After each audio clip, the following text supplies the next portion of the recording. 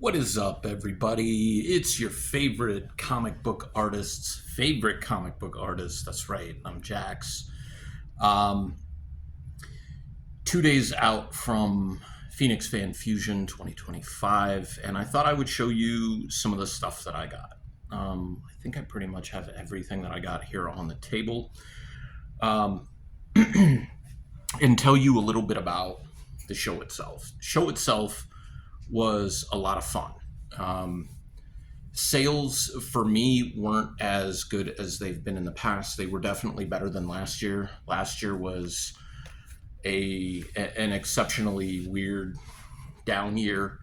I also didn't have any new merch at last year's show. I mean, we did the connecting cover set for issues 1 and 2 of the Bubba Patrol, but no new work, right? Like no new books, no new, I guess we had the print for the connecting cover set, but not a lot of like new stuff, no new stories, things like that. Stickers and stuff like that. This year, unfortunately, I didn't have any new stickers from back in when we did Tucson Comic Con. Unfortunately, my sticker guy had some familial issues that took precedence, of course, but that meant that I didn't have, I think I had like 7 or 8 new sticker designs, including like a business card sticker that's just a little avatar icon you see here on my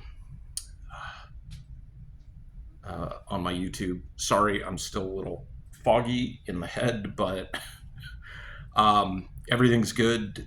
Picked up some really cool things. Got my first piece of fan art for Welcome to Pleasant Falls.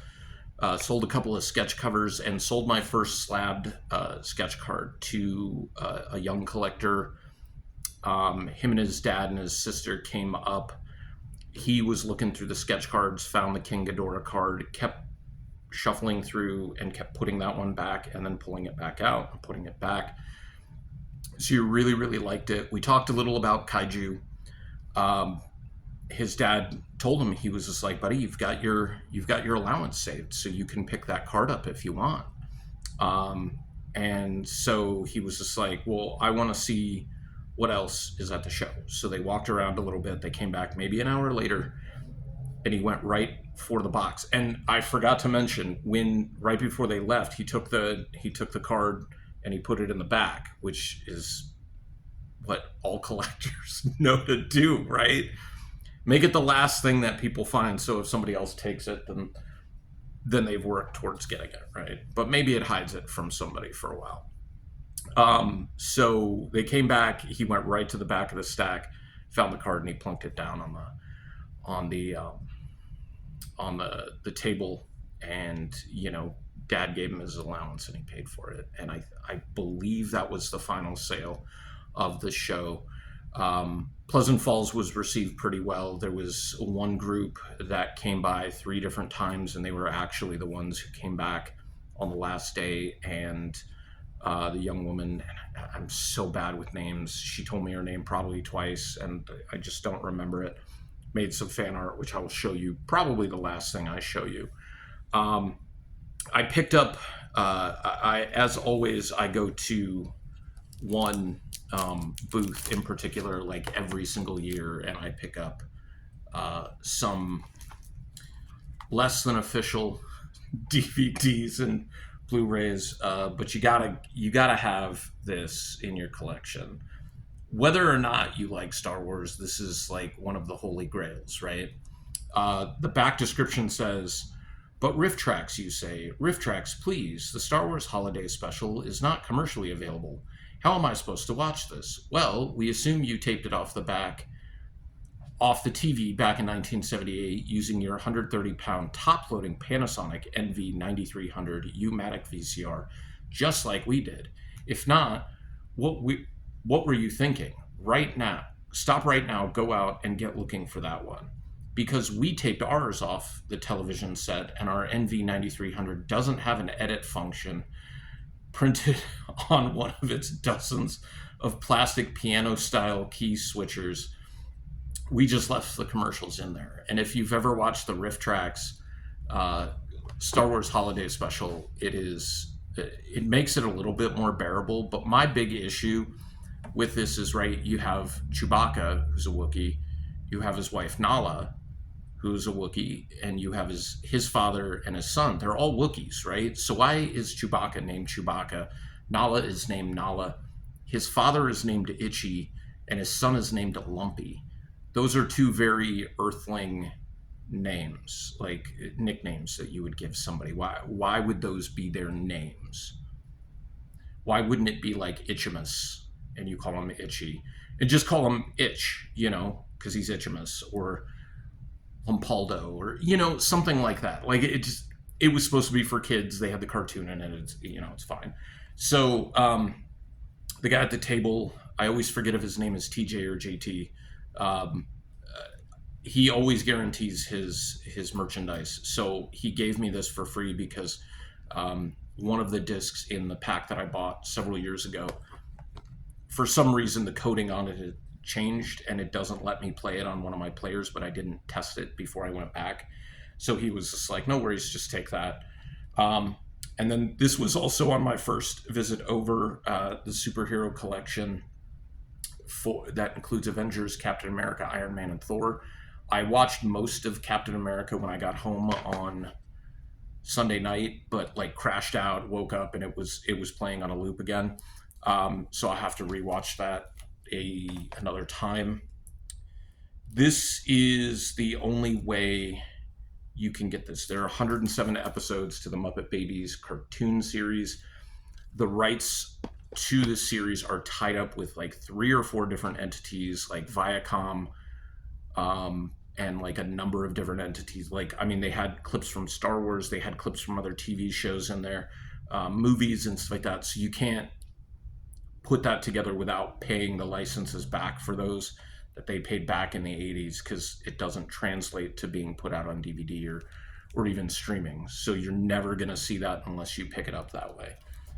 Just pop this in the player. This is the 7th season of the Clone Wars, arguably the best single season of animated filmdom ever, with possibly this exception. And I haven't watched this yet because I don't have Netflix, but I picked it up because I was like, you have season 1, you have it on 4K, you'll eventually get this on 4K as well. But season 2, the final season of Arcane, so those I picked up from the one booth that I go to all the time. And then Severin Films was there, which was pretty cool because Severin Films is not unlike like Arrow or KL or Criterion. They get licenses to certain movies. The movies that they pick are predominantly cult movies, and this is one of those big cult movies that has so much stolen footage in it, it's laughable that it was legally allowed to be made. And that is Cruel Jaws. They had this at their table, brand new, for $25. Now, there are some places here in Tucson that if you go, you can get this, but it's costing you double or even triple. I guess because it's that sought after. But if you can get it from the source, the money goes directly to the source, the people who license the film, so that's great. And it was $25. I watched this last night and found out an interesting fact on IMDb. I don't know if it's true or not because it's like a wiki, right? Anybody can put it in there. But the guy who plays Dag, Sharonson, supposedly was a body double for Hulk Hogan in some of his movies because of his somewhat resemblance. I mean, it's just the hair and the mustache, but like he's not remotely the same size as Hulk Hogan. So, what have you. I got a cool Jubilee vinyl sticker with sparklies on it, some power stickers. The Dreadnought set is officially complete now. I wish I had picked him up previously because he was a little cheaper, but I still got him cheaper than I would have had I bought him online, because Torch is going for upwards of $50 online at this point, which is, I don't know if they did like a short run of him or what, but that's pretty ridiculous for a Joe figure. to be going for that online, but now I have him. Was able to get him for 40 like right off the bat. Um, 2 books added to my collection. These were the only 2 comics I purchased all weekend long. I got the Devil's Due Press Chucky photo cover. This might be a good option for me to get signed by Brad Dourif come next month. But then I found a nicer copy to Child's Play 2 #1 with the first appearance of Chucky. So this might be what I end up getting signed by Brad Dourif, and then when we go to Gathering of the Ghouls, have Alex Vincent sign it as well, and then take the doll with us. Probably take both of these books with me for Brad, and then just see what his signature rates are at this point. So all of the rest of this is SIGs and original artwork. Last year, I got to meet Dan Reba for the first time. Got to sit and talk to him for a while. Got to go to the Batman Beyond panel with him and Alan Burnett, and then get a photo with Burnett, Altieri, and Reba, and myself. I wasn't counting on being in the picture, but I got to be in the picture holding my art cells. So this is the pre-production, and of course Reba signed it last year, and then this year I got Altieri and Burnett to sign it as well. These packed really well in the box that I took and are going to go right back into the frames. The animation cell I may get custom framed at this point, but I took my gold paint pen with me to have them signed because I wanted them all to be very similar in like width and line style, not line style, but like boldness of line for the SIGs. And I'm extremely happy that I got to go and meet them and talk to them a little bit. And I got another piece of art from Dan Reba, which I'm going to show you in a second after these 2 autographs. I was approved to be a self-witness for Phoenix Fan Fusion, which means I have to turn in at least 5 books, witness signatures or art, and have them turned in within 10 business days of the con closing. So that's 2 weeks from yesterday. So I'm going to get these invoices put together and then sent out sometime this week. We've got Future State Wonder Woman #1 signed by Joelle Jones. Really great placement. I love her signature. Her signature is really, really nice. It's and she was really like nice and congenial. She didn't have time to do, I couldn't, by the time I got her signature, I didn't have enough money to buy like a piece of art from her. But she was very nice, and her remarks and stuff seemed pretty reasonably priced. Some people that I've gotten pieces from before, their remark was about where hers was like 2 or 3 years ago, and now it's upwards of like $200. And I've seen some of the remarks that this person is doing now versus when I got them, and I'm really happy that I got the remark when I did, because the line still looks really good, but they don't put in as much detail or anything. So I'm really happy. And I'm fine with not getting an autograph or a remark from Joelle Jones. That's totally cool. But yeah, I just kind of wanted to get a little bit of everything this year, and I counted out how much I spent on art and signatures, and it was quite a bit. It may have even been more than last year, but I can't be 100% sure.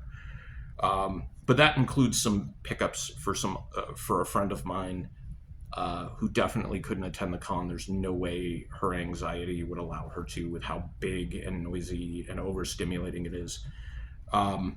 But I decided to get David Finch and Danny Miki to sign my G.I. Joe #1 Cobra variant. Great placement on those signatures. Really happy with that one as well. Those are going to go and be verified, or witnessed, I should say. This was the big piece that I really, really wanted. There was really only two pieces that for sure I wanted to get, but I ended up getting 5 pieces of art, 4 that I'm submitting to be witnessed. One is not on a blank cover. So it's just, I'm going to find a good frame for it and have it put up just like the fan art, because I think they are exactly the same size too. That would be awesome. So like I said, I got another piece from Dan Reba. I've been talking to one of the coordinators from Heroic Fine Arts, and Dan Reba on Facebook and via text. And he agreed to do Nightwing in his, I call it the disco collar costume, but it's the George Perez original design costume for Nightwing with Bitewing. And this has tones on it. And after I picked it up, I took a picture of Dan Reba holding it. But it was, I don't know what happened. We found it out to be that like he kept being blurry in pictures. So we started making this like consistent joke that he was, his superpower was that he was, making the camera move and stuff like that. Again, a sweetheart to work with. Just a legend to talk to in the field. Him, Kevin Altieri, Alan Burnett, any of those guys you could learn immeasurably from, or just hear amazing stories about working on one of the greatest animated series of all time in Batman the Animated Series. And also Batman Beyond as well. One of the other pieces that I was torn about last year was from Brianna Garcia, and I didn't know if I wanted Omega Red or Erica Slaughter from Something is Killing the Children. So I went with Erica. She's still my number one. Like, Nightwing has fallen to number 2 because I'm reading Erica Slaughter now, not keeping up on the adventures of Nightwing so much anymore. But I had her do this killer Omega Red. There was a little bit of a snafu. I handed the comic off to her, I think it was Saturday morning. And I went Saturday afternoon or Saturday evening, and she was like, "Oh, your piece is done." And I was like, "Oh, cool." And she pulls a 9x12 Bristol out with an Omega Red sketch on it. And it looked great, don't get me wrong, but I had given her a blank cover. And I was just like, I gave you that blank right there to draw the Omega Red. She was like, "Oh my God." She was totally professional about it. She was apologetic. She was like, "I will get this done tonight." Came by like first thing on Sunday and dropped it off, and got a really great picture of her holding the piece. Again, she was like, "I'm sorry that happened, for the confusion." I was like, no worries. And she's like, "I always put a sticky on it." And there was a sticky on it, but it didn't have my name on it. But it ended up working out just fine. So I'm really happy with that piece. That'll be slabbed. I really want to get a nice, decent grade, like a 9.6 or higher X-Men number 4. I have an X-Men number 4, but I wouldn't say it's a reader copy. It's probably like an 8 something, just because it's been flipped through, right? Like, it's mine. I've read it. But to have those together, and then with the old Toy Biz Omega Red figure, and maybe get the new one as well from Hasbro, so that I can, have a nice display with that. And then I've got to get Jubilees at some point, right? Last couple of pieces here are... this was off of the table at Dan Parent's table. Josie and the Pussycats, Josie head sketch. I was going to commission him, but when I walked by and I saw this, and he wasn't at his table, he might have been doing a panel lunch, just whatever. He came back a little bit later, and I was just like, "How much are your head sketches?" And he told me, and I was just like, "Done. I'll take that one." It's a beautiful, like, just the what do you call it? Trade dress is beautiful. The image is like super bright and vibrant. Josie McCoy is probably, she's got to be my favorite Archie character for sure. Second to last piece, I got Agnes Garbowska. I want to make sure I say her name right, to do an Erica Slaughter. Her DC Supergirl heroes, DC Hero Girls, I think. style is so much fun, and I knew it would lend itself tremendously to a finished piece of Erica Slaughter. And she did not disappoint. She cranked this out. She does time lapses as well of the pieces as she's making them. So then she can share them with you at the same time. And she was just like not just an amazing artist who was very polite to me. I mean, a good chunk of her fan base is younger fans. And she was so patient and polite with them and talked to them about everything, asking them their favorite heroes. And when they were having their book signed, she was doing little quick head sketches in them for these kids. And these are kind of the things that I've, talking to Dan Reba, talking to my friend Latique Curry, talking to Agnes, understanding that a lot of times these are going to be maybe the one or two times people are going to be able to meet people that they admire in the comic book industry, in the animation industry, what have you. This might be the very first time they're meeting somebody, and if it's a bad encounter, they might never want to patronize an artist again. If that person has a bad day and they're treating people poorly, or they're snapping at people, or they just seem to be in a grumpy mood, that might be the only chance that person's going to take to meet you. But I can say with full transparency, like everybody that I spoke to and got autographs from and work from, consummate professionals. They were very congenial. They were, talking, laughing. They seemed genuinely happy to have fans there. And that's also what I try to convey as well. Even if sales aren't going that well, you try to just keep the banter going and talking to people and being happy and smiling. That brings a lot of attention to your table as well. So it's kind of a positive double-edged sword, right? Because it'll cut both ways, because it'll bring people to you because they don't see you sitting there looking all glum or angry. But at the same time, you are sending out this positive energy because you're at this place. And I got to be a guest for the 4th year in a row at a convention. And sometimes I think about it like, who am I to get guest spots like this? It just means a whole lot to me to be able to be there and meet some new fans. And that plays into one of the next two pieces. But the very last piece that I picked up at Phoenix, Kevin Maguire. This is my second Kevin Maguire piece, my second Brianna Garcia piece, my second Dan Reba piece. I didn't know what to ask Dan Reba to draw for me. My friend Richard noticed on his big cartel shop, he's just like, he's got some kaiju on there. So I looked at the shop, and I was blown away by a bunch of the pieces that he had. And when I went up to get some pieces signed for the friend of mine who couldn't be there, I mentioned maybe wanting to have him draw Gamera. And he opened up the portfolio, and the Gamera piece from his big cartel shop was still there and available. So I was just like, yeah, give me that one. That's amazing. I think this is a 6x6 size piece. So I'm going to have to find like a nice little frame for this as well.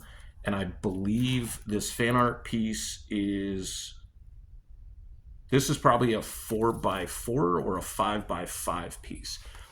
So there was a group of, I don't want to say kids because they were probably in their 20s, right? But being this close to 50 now, it's hard for me to gauge people's ages, and anybody who's like under the age of like 27, 26, 27 is a kid to me. Maybe I'm getting way too old for myself.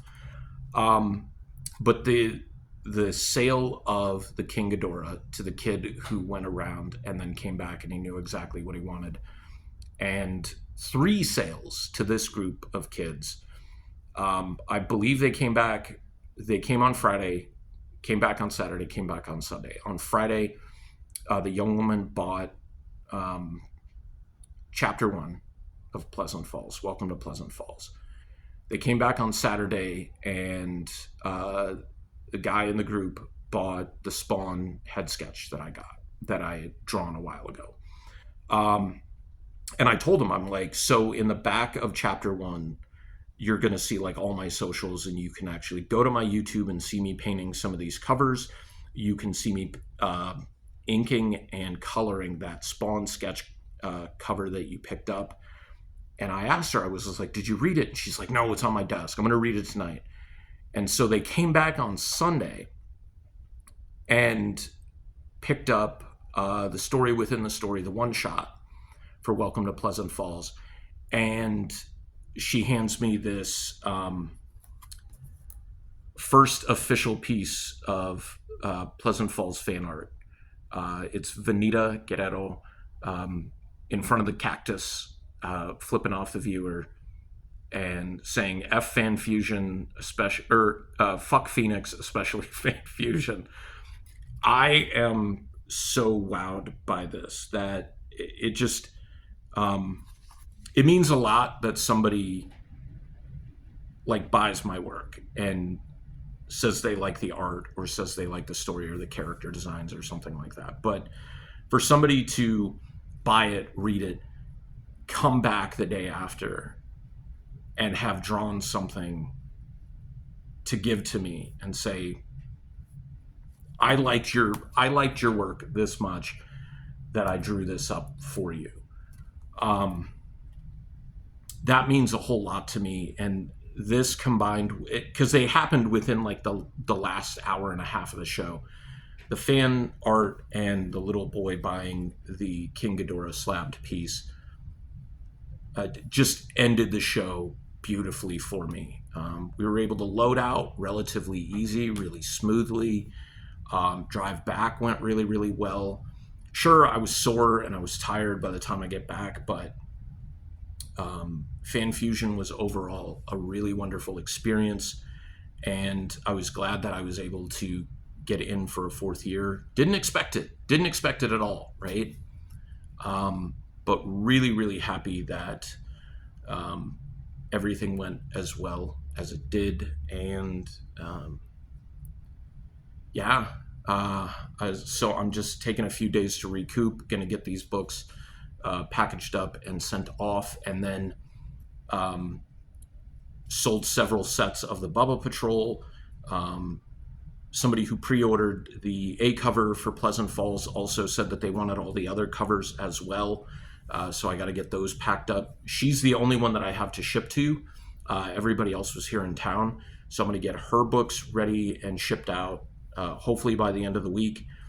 And then once we get the Gathering of the Ghouls cover, then that will get shipped out to her as well. Meet up with my friend Andrea, who picked up all the covers, and get them to her. But anybody who's watching this who came by my table, you know who you are. I really appreciate you. I appreciate the love and just the joy in celebrating what I'm trying to do with my work.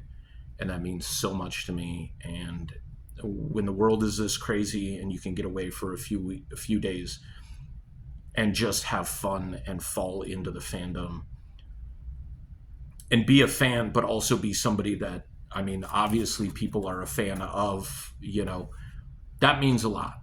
And it's a nice break and a nice vacation.